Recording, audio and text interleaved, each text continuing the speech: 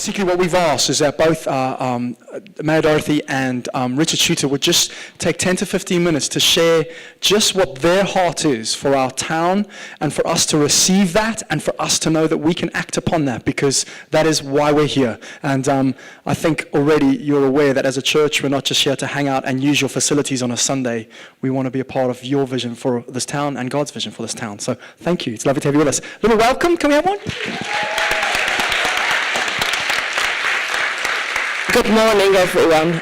The first thing I want to do is to apologise. If ever there was a day that I wanted to stay in bed, it was this morning.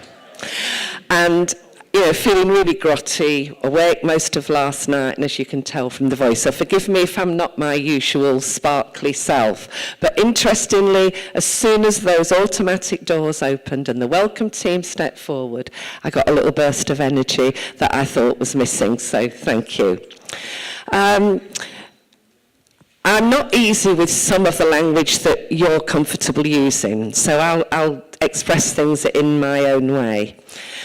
When I became mayor, I was a Christian, I was a practicing Christian, but I would say I was a quiet Christian. In my church, I cleaned rather than did the offering or did the readings and things like that. Quite happy to do that, quite happy to go on Sunday. When I became mayor, I felt that I wanted to join other Christians in worship. So I wrote to all the churches, needed rather a lot more envelopes than I thought, in strange places like cinemas and colleges and industrial warehouses. Thought I'd probably get round everybody by Christmas. I sent these out in June. A year later, because most of us worship on a Sunday, although I do go to the Saturday ones as well, I found I was still doing it. It prompted Father Paul to say to me, Dorothy, we don't see you in church much these days. Forgive the accent, but you get the picture. And I said, Father, I am in a church somewhere in Watford every Sunday. And today, it's with you. And what I've learned is just how much contribution our town owes to Christians. It's phenomenal.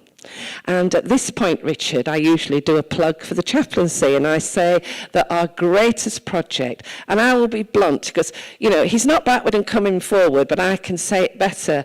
Our chaplaincy is a model across the whole country.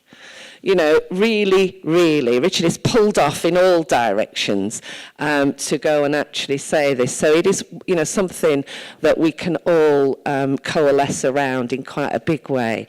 But there's also lots of other things too, and we've sat and we've discussed that. And I know that some of you have a particular calling to do something in a particular way, do you not, Kat? So, your contribution is greatly appreciated. But I want to just give you a snapshot of our town and about Watford. If I did the quick elevator pitch version, I could say, actually, we're all right in Watford. We're doing okay. Times might be tough, but we're bucking the trend. And actually, that's true, but it's only part of the story. As part of my job, I collect statistics about Watford. And if I say to you that every kind of polling company, every person that's trying to sell something, they use Watford. Because what is apparent is that we are a microcosm of the country at large. Very, very much. I exaggerate not. Only on Friday, Channel 4 were in town. They were doing something about the achievement of Muslim children in school. And they chose Watford because our demographic absolutely matches our country's demographic, the national demographic. So we are a mini country here in Watford in our tight boundaries. And we too do our own surveying and polling. And in a recent poll, and if you took part in it, thank you, because it was blooming long, and I was surprised that hundreds of you actually bothered to stay online, but you did. You were asked a question, what's your big number one local issue? And the word local is important in that question. Do you know a fifth of people said they hadn't got one? said they were happy. Now, don't knock that, especially if you look at what the Daily Mail and certain other papers tell you about the world. Their vision of the world, it isn't mine. So a fifth of people actually said that. I bet you know what their number one issue was. Parking. Congestion. And it was a poll done by Populous, very respected polling, along with Murray, Ipsos Murray, and they said, we've never had that anywhere else. And I said, well, actually, it's because we're 8 square miles and we're pretty all packed together. And everything that people said was recorded, and there was quite a long list. And right down next to the bottom was immigration. I'm coming to why this is relevant in a minute. Good, I thought. That's excellent. Next question. What's your biggest national issue? Now, stuff about the cost of living, the economy, that came up in the local question too. And that's no surprise. It's something that we're all concerned about and that we hope that, things will improve. But immigration was up there. And I say that because Simon said to me, what is it that's on your mind in the coming year? And what's on my mind in the coming year is, and can we take out of this, take away party politics, take away policy, and just concentrate on people? What's on my mind is that topic that was right at the bottom when it came to local, but higher up to the top when it came to national.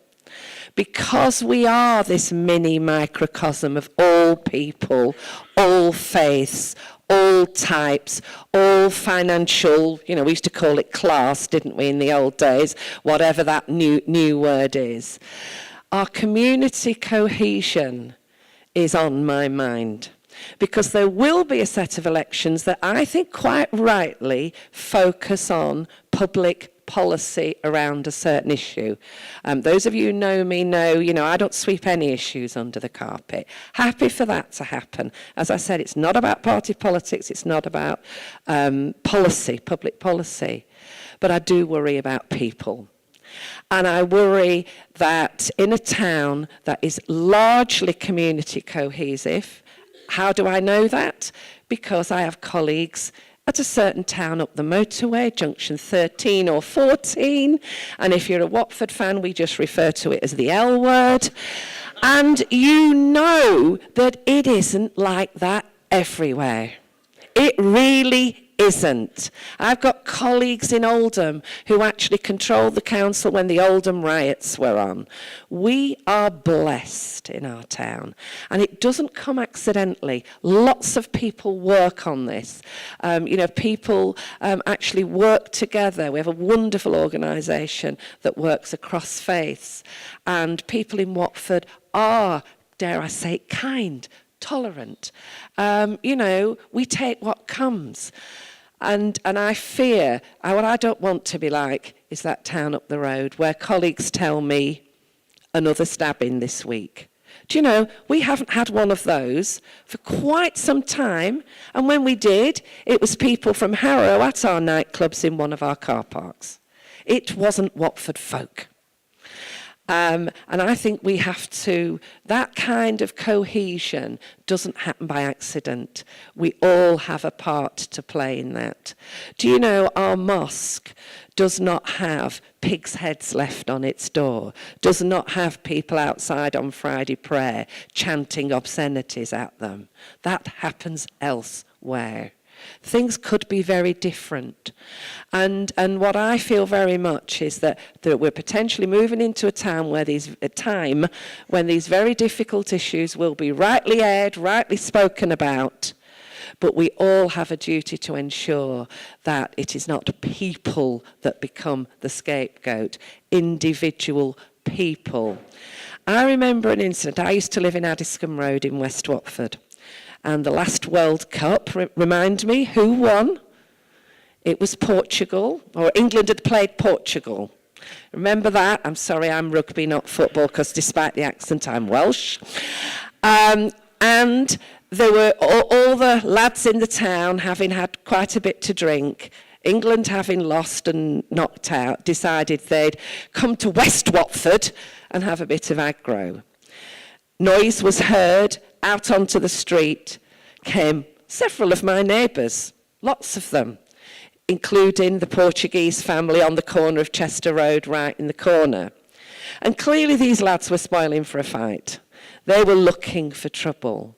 But around the road were people from all over the world who'd come to Watford, chosen Watford as their home, or who were second generation, third generation. We didn't have to do much. Actually, I think it was my neighbour across the road from Ghana who's built like a barn door. I think he had the best desired effect. He just stood there and looked at them. And my husband, who, well, let's just say I don't think he's ever hit anything in his life, and not even a cricket ball when we play as a family, but, you know, standing there. And we stood together. They got the message. You know, they kicked over the dustbin of the Portuguese family and went off elsewhere. And we just politely said to our neighbours, you better take your flag down. You know, because we'd all had the flags out. You know, take your flag down. And they came over to me afterwards and said that how scared they felt. But they said, but I have never felt that in Watford. And that's why we like living here. And I think that's quite precious. I say to people, I don't care where you come from, it's what you do when you get here. And I think that's important. So let's have the debates and the policies. And, you know, I struggle with that in that town hall about sharing scarce resources. Who should it go to? What should we do? But as a community, we have to support each other as a community and not have fractures within that community. So that's really what's on my mind. As for other things, the statistics, when I said, you know, I don't lie, we are better than average. Lower unemployment, lower young people out of work. The first question I ask myself, are we better than the national average? And the answer is always, absolutely. And it is. It is. And then I look at, you know, I compare ourselves with other towns that are similar. I don't compare ourselves to other posh parts of Hertfordshire. You'll understand why. But I do compare ourselves to Slough and Reading and Bracknell and other places like that to see whether we're better than that. But that hides the fact that there are problems, there are issues, and that when I knock on doors, and I knock on doors every week, and if you were in Horseshoe Lane last week, you got me knocking on your door, or Blackwell Drive, and it could be your turn next week. I sense that some people are very lonely. National stuff bears that out as well. When you've got people on their own. Actually, last week in my door knocking last weekend, I happened to just pick on two widows, two people who'd been widowed very recently, rattling round in big houses, really feeling it quite acutely. So I would say, as a church, you'll find your way about what matters and what cause you want to go with. If in any doubt, get attached to chaplaincy in some way. But perhaps the challenge for all of us is to look down our own road. You know, to actually say, like bizarrely, what one of the widows was actually the road just off mine. And you think, you know, this is my neighbour, this is somebody close to me. So what can I do to actually make that person's life just a little bit better? In a very, very small way. So I think there's loads of opportunities out there. Let's not let the fact that, you know, let's celebrate the fact that, you know, we're basically an okay town. We've all got our moans. Nothing's perfect. But, you know, we could be somewhere else. You know, we could be living somewhere else. And you don't even have to go as far up the motorway as Luton. You know, just go that way down the A41 sometimes. You know, but let's not be afraid to actually say, it's okay here. You know, it's not a chocolate box town. You know, we're not the Cotswolds or some tourist attraction. I always say we're a working town, but actually we're a town that works. And we should make sure that we're part of that, and that with our Christian values and our Christian message, that we shouldn't be afraid to pour oil on troubled water, to do good wherever it erupts. So I'm delighted to be talking to you about things that you can do. There's lots to do. As I say, there are still people out of work, there are still people needy, still people struggling, still people lonely. But as I say when I'm talking about the New Hope Trust, the homeless are known to us by their name. And that is fantastic, because it actually means that they are people, they are individual human beings, not the homeless. And again, we're blessed in that way. We're not swamped with that as a problem. You know, we're not an inner city with real tight, difficult problems that we can't solve. We can solve our problems together. Churches are already helping with that significantly. Just mention New Hope Trust, Christian values, doing God's work out there on the streets. So by working together, we can make Watford an even better place to live. And you all contribute in that way. You know, and as I say, going back to the kind of who we are, even at work, if things are being said, just by joining in the conversation in a way that is calming and supportive and not. My worst fear this year is that as things, the temperature gets turned up on certain issues, we will start to see scapegoating of certain groups of people that would ruin what is our town and ruin our relationships with each other, which are not perfect, but could be a lot worse. And that would damage all of us. And I'll leave it on that note. And thank you for your patience. And hope I don't snivel like this next time. I'm kind of dying to get to my hanky. Sorry, Simon. God bless you. Wonderful, wonderful. Richard, if you would come up and share a bit from your own heart, we look forward to that equally as much. Do you need a little thing to put stuff on? You'll be fine. Cheers, thank you. Morning, church. Good to see you. Thank you for inviting us along. Good to see Dorothy again. We seem to turn up the same places quite often, don't we? So it's good to share together. It's good to be here. And I've recently got to know whoever he is a bit better. I know who he is. I found him in a doorway once. It's good to see you. It's good to be here. I am indeed responsible for some of the chaplaincy work that goes on in town. And God has been good. I came to Watford in 2004, and the chaplaincy had just been established in 2003 as a charity. And I was the first, given the privilege really, of being the first town centre chaplain. And it's been, as you put on the front of one of your leaflets, an adventure. And it's been a massive adventure to be involved in the town chaplaincy. John Aldis, who had the vision for it, who was vicar of St Mary's at the time, actually brought it into being with a group of other church ministers. And the churches of Watford got together to say we wanted a chaplaincy in our town to serve, as Dorothy put it, I believe, to serve the heart of our town. And we serve the heart of the town. The heart of the town's got bigger, though, over the years.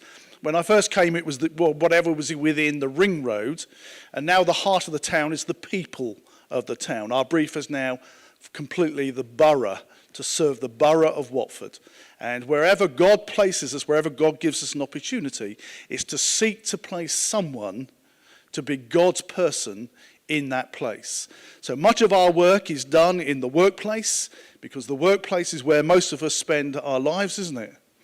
You know, we reckon we spend about 100,000 hours of our lives in the workplace. Now, if you're God's people, you should be doing chaplaincy in the workplace just by being there and by being God's person and by being different, by not being the grumbler or the whinger, but being the smiler and the happy person of the team, willing to do all the grotty things that nobody else wants to do, because that's service to our Lord, isn't it? So really there's no need for the chaplaincy, but because there is a need, I'll leave you to work that one out, then we're in place. And we're here doing what we do. And we have chaplains, ordinary folk, who've given up their time, half a day a week, unpaid, to be chaplains at different places. And indeed, we have chaplains in the town hall. We have a team of chaplains in the town hall. and do pray for the town hall. They really need our prayers. They do a great job. And most of the time, all we do is whinge about them. So let's not whinge about them, let's pray for them, and pray for the chaplains who seek to serve them there on a daily basis. We have a chaplain in most days of the week. Pray for the chaplains in John Lewis. Pray for the chaplains in Into. Pray for the chaplains working around the town. Pray for the street chaplains who are out on the streets, communicating, touching people's lives, helping people with their lives. Pray for our new project that starts on the 24th of January. We were approached by Tesco's Extra down the bottom of the town. Will we come and talk to them? We didn't know what about at the time. So we went in and met them, and they said, would you start for us a community chaplaincy based in our community room? So we start that on the 24th of January. We have no permanent chaplain there yet. We're going to rotate that a bit till we find the right person for that post. So what are you doing? Do you fancy being a chaplain to a business? They have all sorts of things going on there, so we're going to run a chaplaincy for their customers and a chaplaincy for their 670 staff. You want to be active for God in a place where you're welcome, where they've pushed me to give them a start date. They phoned me and said, when are you going to start? We need you now. So there we go. When the world is calling for God's people to be involved in their business, God is at work in a mighty way. All right, God is at work in a mighty way. We have a brilliant town, and we need to sort of, I get really annoyed. I came up from Exeter to Watford. You're going down there soon. Have a great time, behave yourselves, because I know a lot of people down there. All right, but we came up from Exeter to a town we didn't really know, and we've fallen in love with Watford. Do you love your town? I get annoyed with people who live here who say they don't love the town. Well, clear off. Do you know? I want people especially in the church, I want people who love our town, who are burdened for our town, who are willing to get their hands dirty for our town, who are willing to sacrifice for our town, who are willing to get off their bottoms and get out of church for our town. That's what we're about in the chaplaincy. We're in church, we're all part of different churches, and we are an ecumenical project. We have people on our team from the Catholic Church, Dorothy's church, over at Holyrood, right the way through to you lot. And we have everything in between. And the great thing is, you know, when our teams are working either as chaplains or the other things, which I'll get to in a minute, the one thing we have is unity in Christ Jesus. We're not bothered what our churchmanship is. We're not bothered what we get up to, whether we emphasize this bit or that bit or something else. We concentrate only on sharing the love of Christ with one another and with those people that we seek to serve and care for. And that's what we should be like, shouldn't we? Do you love your church? If you don't, see your pastor. If you don't, you want another one, come and see me. The great thing is, we should love our church. And in loving our church, we should be keen that our church is seen not to be a holy club, but to be fulfilling the gospel, which is to go to the rich and to the poor. I get really upset when I sing songs that talk about just the poor, because actually scripture means the poor in spirit, not just the poor physical. And the poor in spirit are the rich as well as the poor. And we need to target them all. And we need to be praying that God will change them all and come to them all. So our chaplains work with anyone and everyone. We don't work just with Christians in the workplace. We work with anyone and everyone of any faith or none. Our job is to love and to care as Christ loves and cares. Our job is not to like people. You know? You are called, and I am called, not just to like people, but to love people. And that's a different thing. To love people, to love the person who pukes on you, to love the guy who comes into your church late at night on our God After Dark program and, you know, is incontinent and whittles and poos on the chairs, to love the guy who stinks, to love the person who comes in and swears at you because they know no other way of talking, to love every single person that is put on this earth and put in our town because Christ loves them first. Do you love them or do you cross the street? Do you love them or do you go, ooh? You know? Do you love them? Do you really love them? You know, we have in Watford Street Angels, we were one of the first programs of Street Angels. Street Angels now a national program. And if you want to be involved in evangelism on a regular basis, come and join Street Angels. It's the easiest evangelism you will do. Because when you go out as a street angel, people come up to you and say, hello, Street Angels, tell us what you're up to. It's a giveaway, it really is. They don't know what they're asking, really. But Street Angels is changing, and it's part of the change in our nightlife. Our nightlife in town now is really good, as you've heard from Dorothy. We haven't had a stabbing in yonks. Absolutely ages.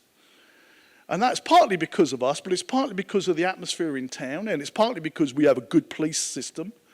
But it's all of us working together, and we work closely as street angels with our police and our emergency services. And our street angels are out from 10 o'clock till whenever the town closes. And they're there to serve everyone that's out enjoying themselves of an evening. They care about the doorman, they care about the policeman, they care about the ambulance people, and our job is to care for everybody that we meet as street angels when we're out. Our God After Dark program is a safe place. It's a safe place for when people have had too many falling down drinks and need looking after. They're brought down to us, and we look after them till they're well enough to either get mum or dad to come and get them, which is great fun. Or to find their friends and get them home, or even to arrange for them to be taken home in some shape or form.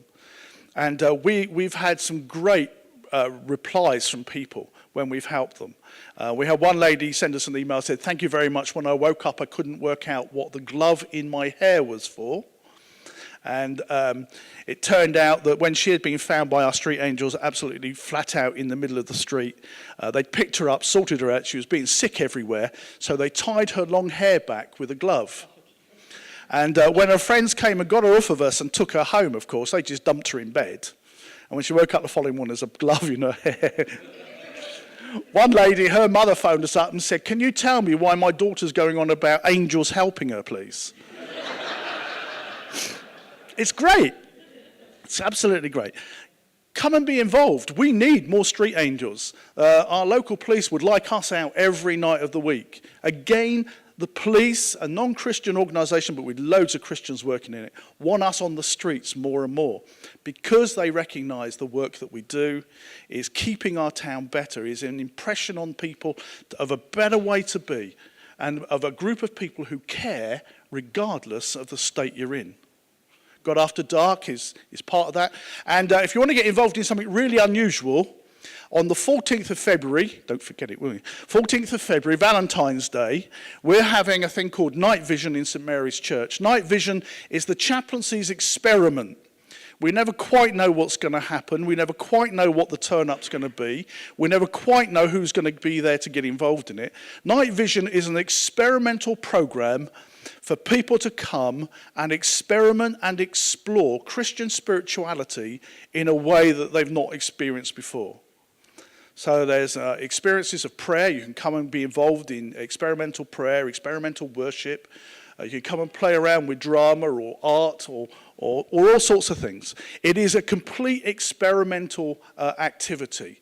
And if you want to come and be part of the shaping of the 14th of February, God is Love, then let us know and we will get you involved. We need more people involved in that. We want that to be something where non-Christians and even Christians who are a bit sort of fed up with things or a bit distant from their God at the moment can come and be able to explore in safety in a new and different way. And we're never sure what each one's going to look at. This will be our second one. The last one we did was God in Light. And we had all sorts of people come in. We had one man come in, spent an hour talking to one of the ladies. He then went out and came back with a couple of other ladies that he'd been out with, brought them in for another hour and sat and chatted. So you never quite know what's going to happen. So come and get involved in that. We are always looking at new ways of communicating Christ with people. But we communicate with Christ with people through our actions first. We then earn the right to speak. And when we earn the right to speak, we speak without compromise. There is only one Christ. There is only one way to God. There is only one person who can change every single person's life, and that is the person of Jesus. And that's what we want to communicate. So when you go out giving out your postcards, all right, don't just give out postcards. Give out the love of Christ. When you go to pass something out, don't just go, "Yeah, have a postcard, mate." All right? Give him a smile. Give them a blessing. Chat to them. Don't just stand there and go, "Here you go. Want to get rid of them? They give me 100, I've got to get rid of 100. Yeah, don't do that. See them as encounters brought along by God. Each person you speak to is an encounter of God. When we go out, when our chaplains are out, they are talking about being involved in divine appointments with each person. Divine appointments with each person. And that doesn't matter whether I'm where I'm chaplain to into, whether I'm sat on a bench in there and somebody comes and sits beside me and starts chatting. That's a divine appointment. Whether it's the guy sat in one of the shop doorways and we take him for a burger of a late night, that's a divine appointment. Whether that's a rich man, and I had one the other day I was chatting to, he's very rich. I gave him a support leaflet. But he needs to know that people love him, not just because he's got money, but because of who he is first. And we can tend to see people for what they're worth financially, rather than what they're worth in the eyes of our Saviour. Brothers and sisters, if you're not involved in evangelism, you're not involved in reaching out into our town, it's time you were. The scriptures say, "Behold, I set before you an open door," and in the Message it says, "which nobody else can slam shut." There is a door open in our town. There is a wide open door for God's people to step through. Will you be brave enough to step through? Will you have the courage to go where no one else will go? In being a good Trekkie, will you boldly go where no Christian has ever been before? So come and join us. Come and join us. Come and talk to us about being involved. If you've got a new idea, I'm always up for new ideas, crazy ideas. I love crazy ideas. Come and talk to us. Come and share your vision. Come and share what God has laid on your heart, and we'll see whether God is saying that's for us as a chaplaincy to help with, or whether we can point you to another organisation that can also do that. He'll tell you we're up for most things. We're willing to take a risk. Chaplaincy in Watford is known for several things: taking a risk, laughing a lot, and going where nobody else will go. And that sounds like three good things to have in our favour before God. Lord bless you. Thanks for putting up with us. Do pray for us on a daily basis.